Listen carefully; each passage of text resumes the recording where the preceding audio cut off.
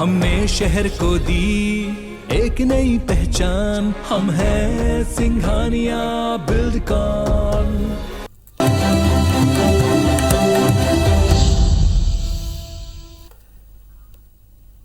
नमस्कार, आप देख रहे हैं मेरा मध्य प्रदेश। मैं हूं आपके साथ राहुल सौमित्र। मेरा मध्य प्रदेश में पहली अहम खबर खरगोन से है। खरगोन में हिंसा के बाद एक और हालात सामान्य होते दिख रहे हैं, तो वहीं सियासत भी गरमाई हुई है। इस बीच खरगोन का एक वीडियो वायरल हुआ है जिसमें समुदाय विशेष की दुकानों से सामान ना खरीदने की अपील की जा रही है। एक वीडियो है, जिले के ग्राम उबदी का ये वीडियो बताया जा रहा है जिसमें लोग समुदाय विशेष के बहिष्कार की अपील कर रहे हैं। इस वायरल वीडियो को लेकर एसडीएम का कहना है कि मामला संज्ञान में आया है, जिसकी जांच की जा रही है। वहीं गृह मंत्री नरोत्तम मिश्रा ने कहा है कि अभी संज्ञान में मामला आया है, जिसे लेकर अधिकारियों से जानकारी लेंगे। इसके साथ ही कहा कि किसे किस दुकान से सामान खरीदना है ये तो उनका निजी मामला है। वहीं वीडियो के सामने आने के बाद कांग्रेस ने नाराजगी जाहिर की है। कांग्रेस के विधायक लक्ष्मण सिंह ने कहा है कि पहले तो बीजेपी सरकार का इंटेलिजेंस फेल रहा, जिसकी वजह से दंगे हुए, और अब इस तरह के वीडियो को वायरल करके असल मुद्दों से ध्यान मोड़ने की कोशिश बीजेपी नेता की तरफ से हो रही है।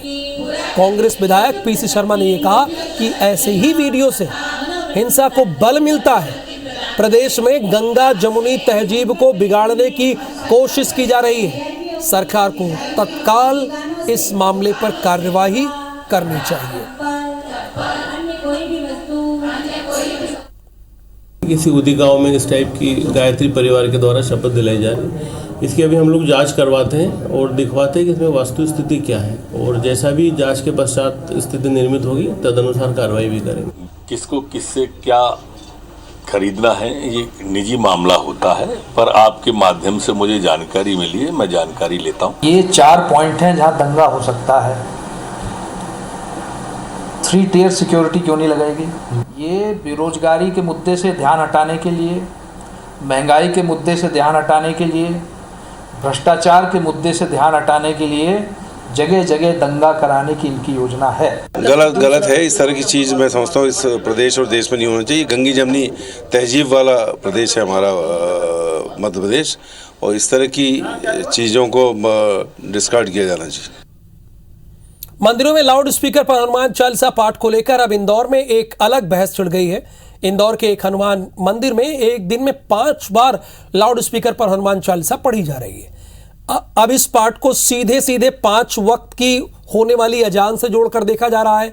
धार्मिक स्थलों पर लाउड स्पीकर पर प्रतिबंध लगाने पर भी कई एमपी सरकार के कई मंत्रियों का बयान आया है, जिसमें सभी का कहना है कि लाउड स्पीकर से किसी को कोई परेशानी नहीं है, और कहीं कहा जा रहा है किसी को परेशानी है, लेकिन इससे किसी और की स्वतंत्रता का हनन ना हो। हम लोग बचपन से 24-24 घंटे अखंड रामायण पढ़ते आए हैं, बाकी चीज़ें पढ़ते आए। मेरा मानना है कि इस बारे में सनसनी जैसी कोई बात नहीं है, ना ही सनसनी जैसी कोई बात करना चाहिए। ये ऐसा देश है कि इस देश में सबको अपनी अपनी स्वतंत्रता है, बशर्ते दूसरे की स्वतंत्रता का हनन ना होता हो। मुझे लगता है कि किसी भी तरह से लोगों को परेशानी नहीं होनी चाहिए। इस पर जरूर विचार होना चाहिए, आपसी समन्वय कर पर इस पर विचार जरूर करना चाहिए। ये मध्य प्रदेश शांति का टापू है। हमारी जवाबदारी है इस वातावरण को फिजा खराब करने का कोई भी व्यक्ति काम करेगा उस पर कड़ी से कड़ी कार्रवाई की जाएगी। कई चीजें नहीं होती है, रोज टेक्नोलॉजी बदल रही है, रोज विषय बदल रहे हैं, रोज आपके कपड़ों के कलर बदल रहे हैं, डिजाइन बदल रही है, आपकी बालों की स्टाइल बदल रही है। तो फिर अगर आदमी उसमें भी स्टाइल बदल रहा है तो क्या दिक्कत है, क्या प्रॉब्लम है? मध्य प्रदेश में कभी गायों की मौत पर सियासत तो कभी गौशालाओं की बदहाली पर राजनीति। बीते दिनों गायों की मौत को लेकर भी जमकर जुबानी जंग छिड़ी है, लेकिन प्रदेश में गोवंश की सुध लेने की तैयारी सरकार ने पूरी कर ली है, वो भी मिशन 2023 से ठीक पहले।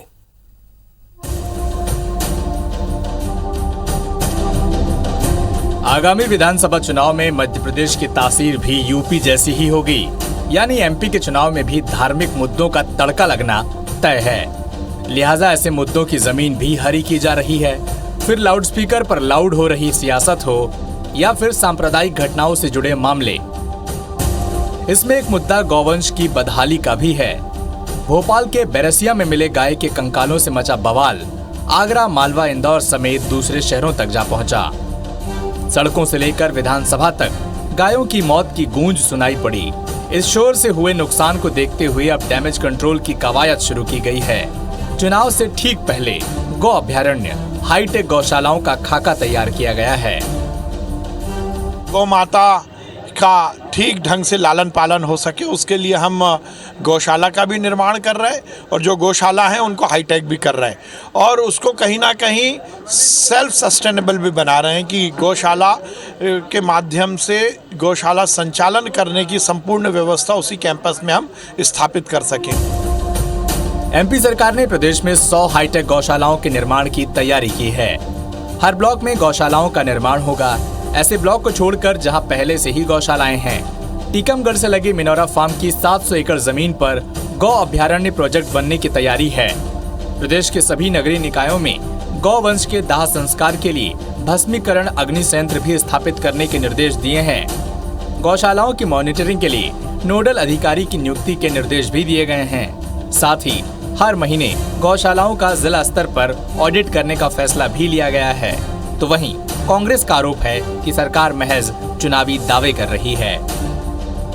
100 चूहे खा के बिल्ली हज को चली, ये सब इनका ढोंग है, ये चुनावी घोषणाएं हैं और कुछ नहीं। आस्था से सियासत का केंद्र बन चुकी गाय अपनी बदहाली से सियासत की तकदीर बदलने के काम आ रही है। देखना यह है कि गाय की पूंछ पकड़कर सियासी वैतरणी कौन पार लगाता है। शिखिल व्यवहार, IBC 24, भोपाल।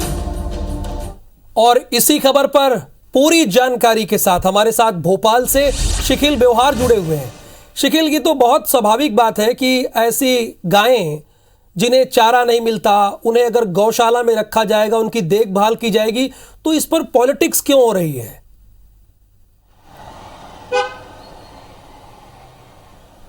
देखिए, बीते दिनों की अगर हम बातचीत करें तो हमें एक आईने में तस्वीर दिखाई देती है कि कहीं ना कहीं जिस प्रकार से गायों की मौतें हुई उसे लेकर कहीं ना कहीं जो तमाम सियासी बयान है वो सामने आए। ना सिर्फ बयान बल्कि जांच, ऐसे कई दावे सरकार ने किए हैं। लेकिन जो हकीकत अभी फिलहाल मध्य प्रदेश की नजर आती है कि जो गौशालाएं हैं और इनसे संरक्षण के जो उपायों के दावे किए जाते हैं उनमें सुधार की खासी जरूरत यहाँ पर दिखाई देती है। कुछ तस्वीर यहाँ पर सामने आई थी जिसमें बैरसिया की हम बातचीत कर लें, चाहे आगरा मालवा की बातचीत करें, नरसिंहपुर की बातचीत करें, होशंगाबाद की बातचीत की जाए, खंडवा की बातचीत की जाए, ये तमाम वो जिले हैं जहां से बीते 3 माहों में ऐसी तस्वीरें आई हैं जो विचलित करती हैं। गायों की मौतों के मामले लगातार यहां पर बढ़े हुए हैं। इसी को देखते हुए जिस प्रकार से डैमेज कंट्रोल हुआ, जो सियासी बयानबाजी हमारे सामने नजर आई, उसे लेते हुए अब कड़े निर्णय लिए जा रहे हैं। और इतना ही नहीं बल्कि यूं भी कहा जा सकता है क्योंकि इस बार का जो चुनाव है कहीं ना कहीं सियासतदारों का ये चुनाव धर्म पर जरूर केंद्रित होगा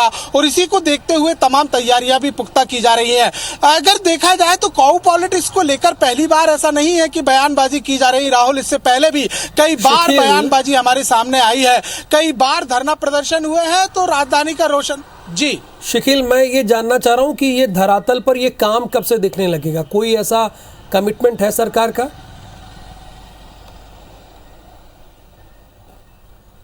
देखिए, निश्चित तौर पर लगभग 6 महीने के अंदर ये खाका तैयार किया गया है कि जितने भी शहरी नगरीय निकाय आते हैं उनमें जो उनकी उनके अंतिम संस्कार के लिए संयंत्र जो है, मशीनरी है, वो स्थापित कर ली जाए। हालांकि जो 100 हाईटेक गायों का जो निर्देश है वो हाल ही में जारी हुआ है। इसके लिए अभी पुख्ता जमीनी तैयारी प्रशासन को करनी होगी। लेकिन अगर यानी अभी जमीनी तैयारी हुई नहीं है, सिर्फ अनाउंस हुआ है। बहुत शुक्रिया इस पूरी जानकारी के लिए आपका शिखिल। आगे बढ़ेंगे खबरों में। मुख्यमंत्री शिवराज सिंह चौहान ने प्रदेश में कोरोना की स्थिति की समीक्षा बैठक ली है, इसलिए आपको भी बहुत अलर्ट रहना है। देश में कई राज्यों से आ रहे कोरोना के बढ़ते मामलों को लेकर आयोजित इस बैठक में स्वास्थ्य मंत्री डॉक्टर प्रभुराम चौधरी और चिकित्सा शिक्षा मंत्री विश्वास सारंग मौजूद रहे। ACS सुलेमान ने बैठक में कोरोना के मौजूदा हालात के बारे में मुख्यमंत्री और चिकित्सा शिक्षा मंत्री को बताया। कोरोना के केस तुलनात्मक रूप से अधिक है, उन पर नजर रखने का सुझाव भी दिया। साथ ही लोगों से जागरूक करने और अस्पतालों में व्यवस्थाएं सुनिश्चित रखने पर फोकस किया है। आपको IBC 24 ये बताना चाहता है कि मध्य प्रदेश के 52 में से 48 जिलों में एक भी कोरोना के केस नहीं है, यानी 52 में से 48 जिलों में कोरोना के एक भी केस इस वक्त मध्य प्रदेश में नहीं है। चुनावी रणनीतिकार प्रशांत किशोर की कांग्रेस में एंट्री को लेकर भले ही सस्पेंस हो, लेकिन दिल्ली में हो रही बैठकों के दौर से MP की सियासत गर्मा गई है। अब क्यों गर्मा गई वो भी आप ध्यान सुनिए। दिल्ली में हो रही कांग्रेस की बैठकों को लेकर गृह मंत्री नरोत्तम मिश्रा ने तंज कस दिया है। उन्होंने कहा है कि पूरा गांधी परिवार PK की बैसाखी पर चल रहा है। अकेले पूर्व मुख्यमंत्री कमलनाथ ऐसे हैं जिनकी PK के बारे में स्पष्ट राय अब तक सामने नहीं आ रही है। पूरा गांधी परिवार PK की बैसाखियों पर आना चाहता है, चाहे राहुल गांधी जी हो, सोनिया गांधी जी हो, प्रियंका गांधी। अकेले कमलनाथ जी ऐसे हैं जो इसके बारे में स्पष्ट राय नहीं रखते हैं। मेरे ख्याल से उनके पास में एक PK है पहले से, प्रवीण कक्कड़, इसलिए ध्यान नहीं रखते। मध्य प्रदेश की सियासत अब इलेक्शन मोड पर आ गई है। दिल्ली से भोपाल तक बैठकों और कांग्रेस से लेकर बीजेपी तक डिनर पॉलिटिक्स का दौर चल निकला है। मुख्यमंत्री शिवराज सिंह चौहान आज आदिवासी समुदाय के विधायकों के साथ CM हाउस में डिनर करेंगे। साथ ही आदिवासियों से लेकर जनजातीय समुदायों की समस्याओं पर विचार मंथन करेंगे। इसके अलावा मिशन 2023 के लिए इस वर्ग विशेष के मतदाताओं को साधने की कोशिश करेंगे। बैठक को लेकर गृह मंत्री नरोत्तम मिश्रा ने कहा कि इस बैठक को किसी वर्ग विशेष से जोड़कर नहीं देखना चाहिए। बीजेपी सबका साथ सबका विकास की विचारधारा पर काम करती है। CM शिवराज भी अक्सर जनप्रतिनिधियों के साथ ऐसी बैठकें करते हैं। उधर कांग्रेस का कहना है कि बीजेपी कितने ही डिनर क्यों न कर ले, आदिवासियों की पंगत तो कांग्रेस के साथ ही होगी। आज और कल की बात नहीं है, सर्वांगीण सोच लेकर हमारे नेता माननीय शिवराज सिंह जी चलते हैं और वो सदैव सभी के साथ बैठते रहते हैं। उसी क्रम में विधायकों के साथ बैठ रहे हैं।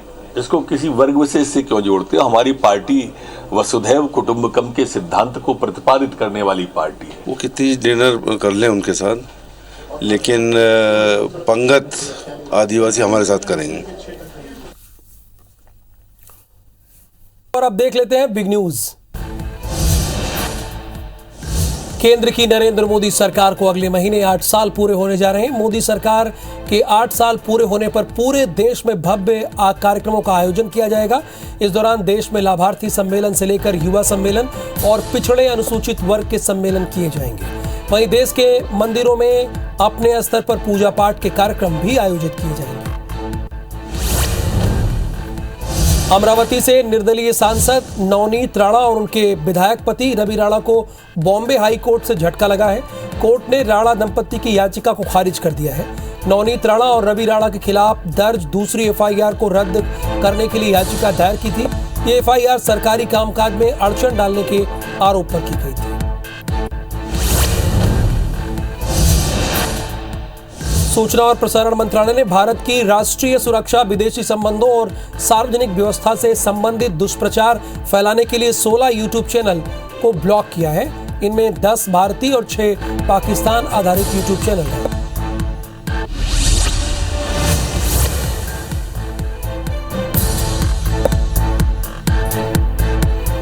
और अब खबरें विस्तार से। खरगोन में SP सिद्धार्थ चौधरी पर फायरिंग के मामले में पुलिस ने कुंदा नदी के किनारे से जब्त की है देसी पिस्टल। सिकलीगर तूफान सिंह से खरीदी गई थी पिस्टल। आरोपी मोहसिन से पूछताछ में कई बातों का खुलासा हुआ है। तूफान सिंह से भी पूछताछ करेगी पुलिस। SP रोहित काशवानी ने इस बात की जानकारी IBC 24 को दी है।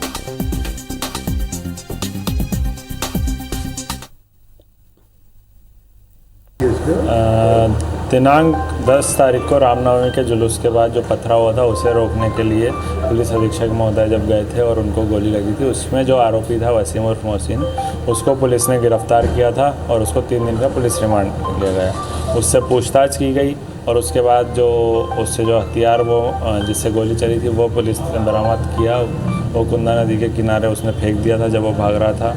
वहाँ से घास में से हमने बरामद किया है वो हथियार, और उसके अलावा इससे और भी पूछताछ हुई है कि कहाँ से आया है। तो इसने कोई बताया है कि यहाँ कोई तूफान सिंह नाम का व्यक्ति उससे लिया है, तो उससे भी हम लोग आगे भी पता करेंगे और उसकी भी गिरफ्तारी करेंगे। इनकी तैयारी थी क्या पहले से, जिस तरीके से इसने ये अभी इस चीज़ का कोई ऐसा नहीं है। बाकी इस बारे में भी अभी हम और पता करेंगे, इसके बैकग्राउंड और अन्य लोग जो भी बाकी हैं उनको गिरफ्तार करेंगे। सर ये पिस्टल यही की बनी हुई है? ये हाँ देसी ही है, यहीं कहीं बना हुआ है।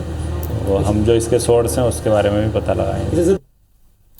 शशिकांत शर्मा इस वक्त हमारे साथ खरगोन से लाइव जुड़े हुए हैं। शशिकांत, आज क्या क्या जानकारी हुई पुलिस को और पिस्टल कहां से मिली, ये सब भी आप हमारे दर्शकों को बताइए विस्तार से। जी मैं बता दूं, रामनवमी की हिंसा के दौरान आरोपी मोहसिन उर्फ वसीम द्वारा एसपी सिद्धार्थ चौधरी के पैर में गोली मारी गई थी। उसके बाद में खरगोन पुलिस द्वारा उसे 3 दिन पूर्व खरगोन जिले के कसराव से गिरफ्तार किया था। गिरफ्तार करने के बाद में पुलिस द्वारा उसे 3 दिन के रिमांड पर लिया गया था। रिमांड के दौरान आरोपी वसीम से जब कड़ी पूछताछ की गई तो उसने बताया कि यह पिस्टल जो है तूफान सिंह सिकलीकर जो सिग्नूर का रहने वाला उससे खरीदी गई थी। पुलिस ने उसके खुलासे के बाद में कुंदा नदी किनारे से यह पिस्टल जब्त कर लिया है। वहीं एसपी रोहित कासवानी ने बताया कि इस मामले में जो पिस्टल जिसने सप्लाई करी थी आरोपी उसको भी बनाया जाएगा। इसमें तूफान सिंह सिकलीकर उससे भी इसमें कड़ी पूछताछ की जाएगी। वहीं अगर गिरफ्तारी की बात करें तो अभी तक 175 लोगों की इसमें गिरफ्तारी की जा चुकी है। शुक्रिया शशिकांत इस पूरी जानकारी के लिए आपका, आपने विस्तार से जानकारी दी। जिसके हाथों में अपराध को रोकने का जिम्मा हो वही अपराधी बन जाए तो क्या करें। ऐसा ही एक मामला आगर मालवा जिले में सामने आया, जहां पुलिस वाले ने एक युवक को सट्टा चलाने के लिए मजबूर किया और उनसे हर माह 20,000 रुपए रिश्वत देने की मांग की। पीड़ित युवक टीआई की उगाही से परेशान होकर मामले की कंप्लेन लोकायुक्त से कर दिया। फिर लोकायुक्त की टीम ने एक जाल बिछाया। आरोपी टीआई मुन्नी परिहार को 29,000 रुपए की रिश्वत लेते रंगे हाथों पकड़ा। टीआई ने पिछले माह के 9,000 रुपए और इस माह के 20,000 रुपए मिलाकर 29,000 रुपए की मांग की थी।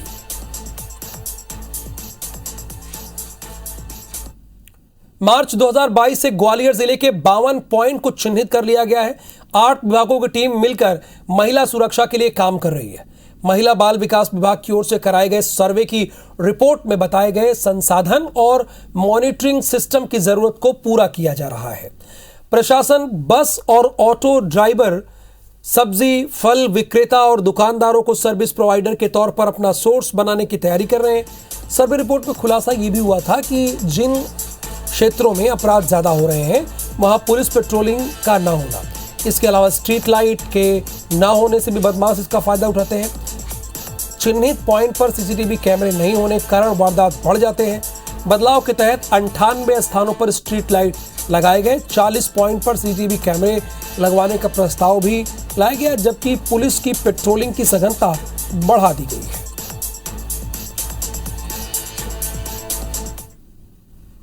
तो बालाघाट में लचर स्वास्थ्य सेवा का मामला सामने आया। एक्सीडेंट में हुए घायल को समय पर 108 एम्बुलेंस नहीं मिली और इसके चलते घायल को हाथ ठेला पर लेटाकर अस्पताल पहुंचाया गया। दरअसल बालाघाट के कटंगी में मनोज यादव मोटरसाइकिल से अपने घर जा रहा था। उसी दौरान नगरपालिका की कचरा वाहन ने उसे टक्कर मार दी, जिससे वो घायल हो गया।